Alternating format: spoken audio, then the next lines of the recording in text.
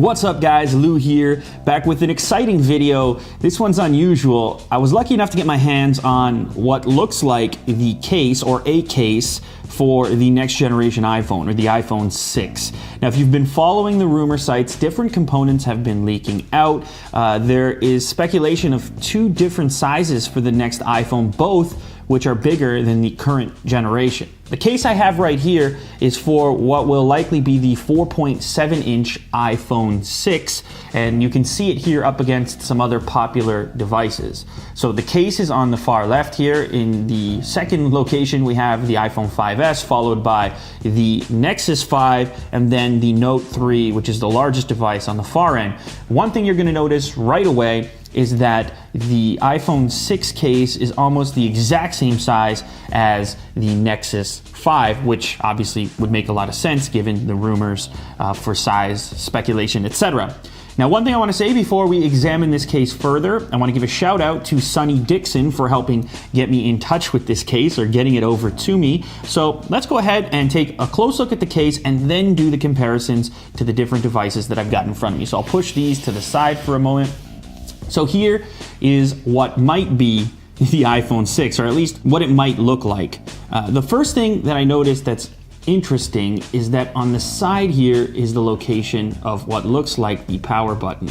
And that is a departure for Apple, because obviously, like on the iPhone 5S, 4, etc., actually every single iPhone, the power switch has been on the top of the device. But when you move to a larger device like this, assuming that this is legitimate, all of a sudden reaching the top switch requires a shift in your hand. And I can see why Apple has chosen to put it on the side. I'm a big fan of having the power switch in that location when you're dealing with larger devices. Once again, guys, this is speculation at this point. I am told that these cases are in production, and based on everything I've seen, I am led to believe that this is what the next iPhone will look like as well. Something interesting is just how thin this is. Once again, it's a case, so it should fit on the outside of the actual device. And when compared with the current generation iPhone, you'll notice the case is actually a little bit thinner than the entire iPhone 5S. That means the device itself is going to be probably significantly thinner than the current iPhone.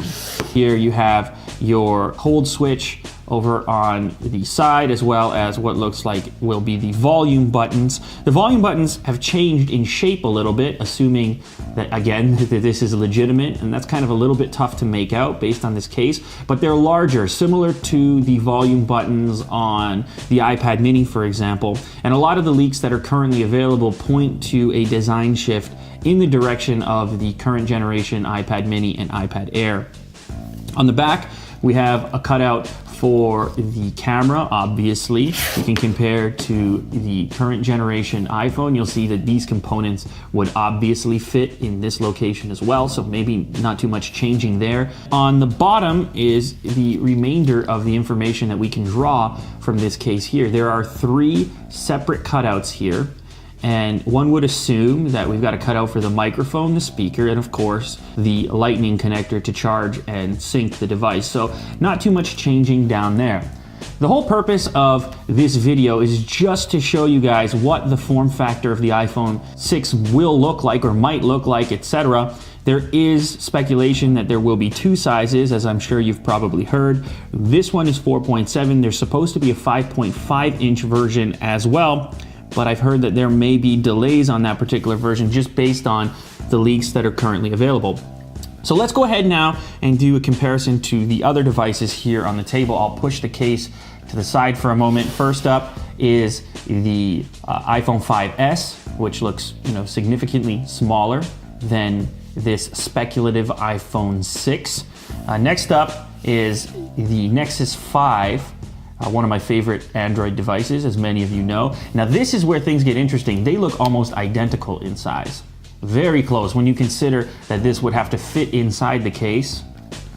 Yes, very, very close. So if you've held a Nexus 5, you probably have a pretty good idea of what an iPhone 6 will feel like, or might feel like. One thing I will say is that the thinness of this case, once again, points in the direction of a thinner iPhone, thinner than this Nexus, for example. There's another look at that right there. It's a little bit hard to make out here because the Nexus is so dark comparative to this vibrant pink. But let me tell you that the case for this upcoming iPhone, at least if this is legitimate, is showing a thinner profile than the Nexus 5. So it may be even a little bit comfier to hold than that Nexus, even though they share a very similar form factor.